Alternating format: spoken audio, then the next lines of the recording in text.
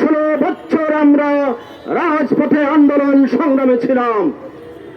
আমরা আশা করেছিলাম আমাদের এই সংগ্রামের জুলাই অভ্যুত্থানের মধ্য দিয়ে যে পূর্ণতা পেয়েছে, আমরা আশা করেছিলাম এর মধ্য দিয়ে এই ভূখণ্ডের মানুষের মৌলিক সেই দাবিগুলো পূরণ হবে।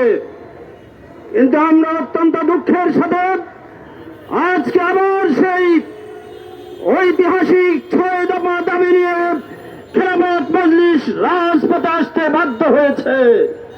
সংগ্রামী সাথী ও বন্ধুগণ, আপনারা জানেন জুলাই অভ্যুত্থানের আইনি ভিত্তি এবং এর স্বীকৃতি দেওয়ার জন্য সমস্ত রাজনৈতিক দলগুলো ঐক্যমত্যভাবে এক দাবি পেশ করেছে।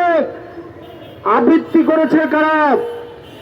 জাতি জানতে চায় জুলাই অভ্যুত্থানের সেই যে ঐক্যমতের ভিত্তিতে 16 কোটি মানুষের আন্দোলন সংগ্রামের মধ্য দিয়ে এবং আমার 2000 যুবক তরুণ ছাত্র জনতার রক্তের বিনিময়ে যে জুলাই অভ্যুত্থান সংগঠিত হয়েছিল তাকে স্বীকৃতি দিতে আপত্তি কোথায়? আমরা অন্তর্বর্তীকালীন সরকারের কাছে অনতিবিলম্বে এই সনদের আইনি ভিত্তি এবং স্বীকৃতি দাবি করছি। সংগ্রামী সাথী বন্ধুগণ, আপনারা লক্ষ্য করেছেন আজ দেশের আইন শৃঙ্খলার অবনতি চরম পর্যায়ে এবং প্রতিটি ওয়ার্ড, ইউনিয়ন, মহানগর, পাড়ায়, মহল্লায় আজকে হত্যা, খুন, রাহাজানি, সন্ত্রাস, চাঁদাবাজি বেড়েই চলেছে। আমরা বলতে চাই এগুলো যদি বন্ধ করতে হয় তাহলে সরকারকে আরো কঠোর আইনি পদক্ষেপ নিতে হবে। আপনারা লক্ষ্য করেছেন সম্প্রতি সরকার প্রাথমিক বিদ্যালয়গুলোতে গানের শিক্ষক নিয়োগ দিয়েছেন, ভালো কথা। আপনারা গানের শিক্ষক নিয়োগ দিয়েছেন, ভালো কথা। কিন্তু আমার দেশে 85 জন মুসলমানের সন্তানের জন্য ধর্মীয় শিক্ষক কেন আপনারা নিয়োগ দিতে পারছেন না? জাতি সেই প্রশ্ন আপনাদের কাছে রাখছে।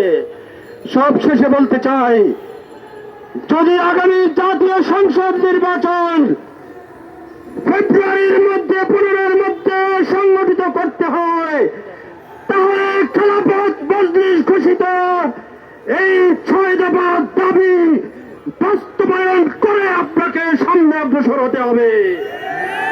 বাংলাদেশের মানুষ বারবার রক্ত দিয়েছে, জীবন দিয়েছে, আন্দোলন সংগ্রামের মধ্য দিয়ে প্রতি সূর্যোদয় এই ভূখণ্ডের জনতার রক্ত স্নাত হয়ে একের পর এক 54টি বছর আমরা অতিক্রম করেছি। আর একটি সূর্যোদয় আমরা এভাবে যেতে দিতে চাই না। আমাদের জীবন থেকে একটি মুহূর্ত এভাবে নষ্ট হয়ে যাক, সেটা আমরা চাই না। সুতরাং খেলাফত মজলিসের 6 দফা মেনে নিন, অনতিবিলম্বে জুলাই সনদের স্বীকৃতি দিয়ে জাতিকে ঐক্যবদ্ধ করুন। সবাইকে ধন্যবাদ। আল্লাহ হাফেজ।